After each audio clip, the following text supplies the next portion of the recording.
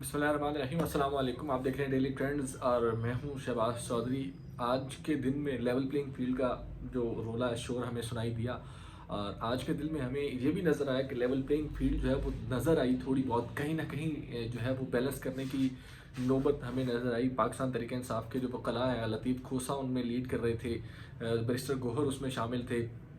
شعیب شاہین شامل تھے، انتظار پنجوتھا شامل تھے، ان کی پوری ٹیم اسلام آباد کے اندر پریس کلب کے اندر پریس کانفرنس کر رہی تھی۔ ہم نے پچھلے 1-2 مہینوں میں دیکھا ہے کہ پاکستان ٹیلی ویژن جب سے یہ نگران حکومت آئی اور نگران حکومت کے اندر جس طریقے سے پاکستان ٹیلی ویژن کام کر رہا ہے، اور پاکستان ٹیلی ویژن کے اوپر ہم نے دیکھا کہ بہت سارے لوگوں کو پاکستان تحریک انصاف کے علاوہ تمام جماعتوں کو، نون لیگ کو، پیپلز پارٹی کو، یا اسپیشلی جب نواز شریف صاحب خطاب کرنے لگتے تھے پارلیمانی بورڈ کے اجلاس سے، تو پاکستان ٹیلی ویژن جو ہے وہ اس کو پراپر ٹیلی کاسٹ کرتا تھا، اور جو ہے وہ تمام جماعتوں کو، اور اسپیشلی خاص طور پہ مسلم لیگ نون کے ساتھ پاکستان ٹیلی ویژن کی ایک بڑی خاص رغبت تھی، اور پاکستان جو پی ٹی وی ہے وہ نون لیگ کو تو بڑی خاص طور پہ کوریج دے رہا تھا، اور بڑی خاص قسم کی کوریج دی جا رہی تھی۔ پاکستان مسلم لیگ نون کے جو قائد ہیں نواز شریف صاحب، ان کے خطاب کو تو بڑے اچھے طریقے سے دکھایا بھی جا رہا تھا، ان کے خطاب کو لائیو دکھایا جاتا تھا، شہباز شریف کے خطاب کو لائیو دکھایا جاتا تھا، مریم نواز کی کوئی پریس کانفرنس ہے یا کسی بھی قسم کی مسلم لیگ نون کے جو رہنما ان کی پریس کانفرنس کو لائیو دکھایا جاتا تھا۔ آج ہم نے دیکھا کہ لطیف کھوسہ، انتظار حسین پنجوتھا، بیرسٹر گوہر اور شعیب شاہین نے جب پریس کانفرنس کی،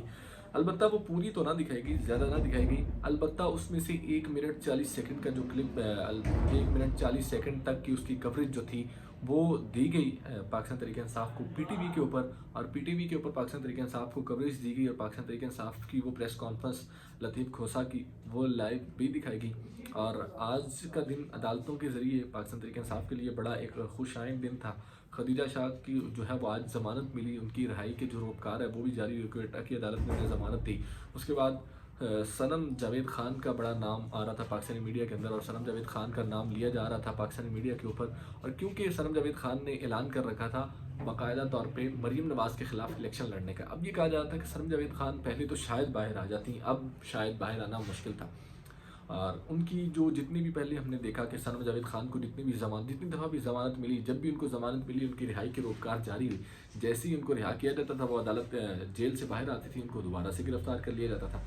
اب خدیجہ شاہ کی رہائی تو ممکن نظر آ رہی ہے، اور خدیجہ شاہ کسی بھی حلقے سے کاغذات نہ تو جمع کروائے ہیں اور نہ وہ الیکشن لڑنے جا رہی ہے، نہ ان کا الیکشن لڑنے کا پلان ہے، تو خدیجہ شاہ کی رہائی تو ممکن نظر آ رہی ہے۔ لیکن صنم جاوید کے بارے میں آج جو کیس لگا لاہور ہائی کورٹ کے اندر، اور اس کے اوپر جو فیصلہ دیا گیا، جو ججز نے کہا باقاعدہ طور پہ ڈپٹی کمشنر کو بلا کے اس کا جو ڈپٹی کمشنر کا جو 3 MPO کا جو نوٹیفیکیشن تھا اس کو کالعدم قرار دیا گیا، اور توہین عدالت کے جو مقدمہ تھا اس میں ان کو بلایا گیا، اور یہ کہا گیا جی یہ 3 MPO کا جو نوٹیفیکیشن ہے اس کو جاری کیا جائے، یا پھر ڈپٹی کمشنر کے خلاف جو ہے وہ کارروائی کی جائے گی۔ اب وہ جو 3 MPO کا نوٹیفیکیشن تھا وہ تو معطل کر دیا گیا ڈپٹی کمشنر کی جانب سے، اور عدالت نے وہ نوٹیفیکیشن معطل کر دیا، لیکن صنم جاوید خان کی جو رہائی کی روکار ہے وہ تو جاری نہ ہو سکی، آج جاری نہ ہو سکی، ہو سکتا ہے کل، اور سننے میں یہی آ رہا ہے کہ کل جو ہے وہ ہو سکتا ہے کہ صنم جاوید خان کی جو رہائی ہے وہ ممکنات میں سے نظر آتی ہے، اور اگر صنم جاوید خان جو ہے وہ رہا ہوتی ہیں اور وہ اپنے حلقے میں خود آ کے مریم نواز کے لیے کیمپین کرتی ہیں، تو ایک بڑا جو ہے وہ بڑا مشکل سا صنم جاوید کے لیے، مریم نواز کے لیے الیکشن ہو سکتا ہے۔ ایک چیز ہم نے دیکھی کہ آج جیسے یہ چیزیں عدالت سے اس طرح کی خبریں، پشاور ہائی کورٹ نے باقاعدہ طور پہ بلے کا نشان PTI کو واپس دیا، اور آج اطاعت آرڈ نے پریس کانفرنس کی، اور بڑی دھواں دار قسم کی پریس کانفرنس کی، اس میں یہ کہا کہ جی ایک لاڈلے کو دوبارہ پھر سے سہولت کاری دی جا رہی ہے۔ ایک تو سمجھ نہیں آتا کہ سسٹم کا لاڈلا کون ہے، کہ مطلب کہ کس طریقے سے ایک پارٹی جو ہے وہ اس کی قیادت اندر ہے، اس کا چیئرمین اندر ہے، اس کا وائس چیئرمین اندر ہے، لوگوں کو دھکے دیے جا رہے ہیں، چادر و چار دیواری کو پامال کیا جا رہا ہے۔ عثمان ڈار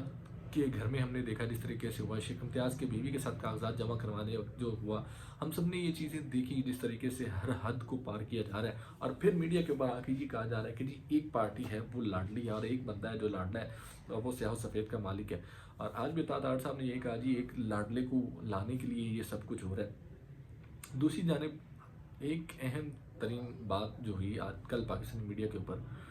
منصور علی خان صاحب اپنا پروگرام کر رہے تھے، اس میں ارشاد بھٹی صاحب بھی بیٹھے ہوئے تھے، غریدہ فاروقی بیٹھی ہوئی تھی، بات چل رہی تھی عمران خان کی مقبولیت کے اوپر، انہوں نے کہا جی عمران خان مقبول ہو رہے ہیں، تو غریدہ فاروقی نے کہا جی میں نہیں مانتی ان کو مقبول، اور یہ وہ ہمیشہ سے ان کو لایا جاتا ہے اور لانچ کیا جاتا ہے۔ تو منصور علی خان نے ایک بڑی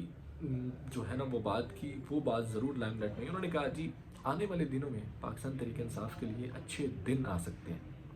اب کوئی بندہ اگر یہاں پہ بیٹھ کے یہ بات کرے کہ آنے والا دن پاکستان تحریک انصاف کے لیے اچھے دن ہوں گے، تو لوگوں نے کہنا کہ یار یہ بیوقوف آدمی ہے، کون اس بات کو مانے گا؟ کوئی بھی ماننے کے لیے تیار نہیں ہے۔ لیکن انہوں نے کہا جی پاکستان تحریک انصاف کے لیے اچھے دن آ رہے ہیں، اور ہو سکتا ہے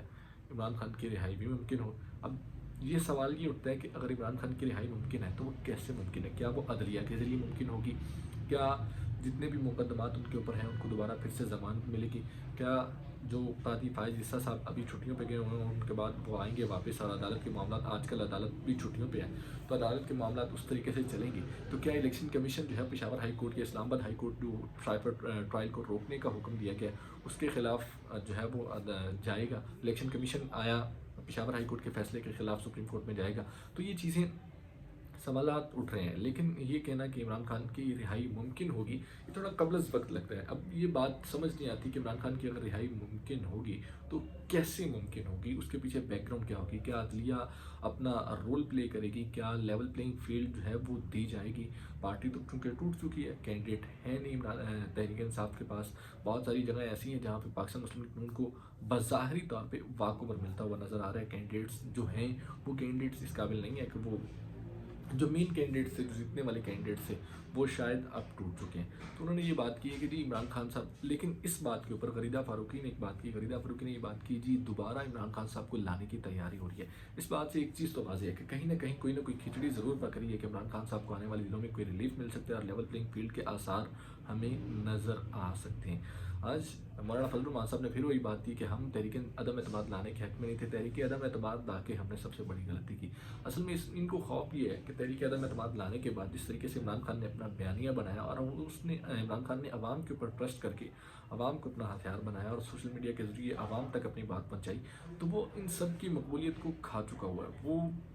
ایسے کہا گیا کہ کھا کے اس نے ڈکار بھی نہیں مارا، اور ان سب کو سیاسی طور پہ اس نے ارریلیونٹ کر دیا ہے۔ پورے 5 مہینے عمران خان کا نام لینا میڈیا کے اوپر بین تھا، لیکن پھر بھی ان کی ساری پریس کانفرنسز میں عمران خان تھا، ان کی ساری میڈیا ٹاک میں عمران خان تھا، انہوں نے خود عمران خان کی کیمپین کی ہے۔ تو یہ حالات ہیں، آنے والے حالات دیکھتے ہیں کس طرف جاتے ہیں۔ اسی کے ساتھ مجھے دیجیے اجازت، اور دیکھتے رہیے ڈیلی ٹائمز۔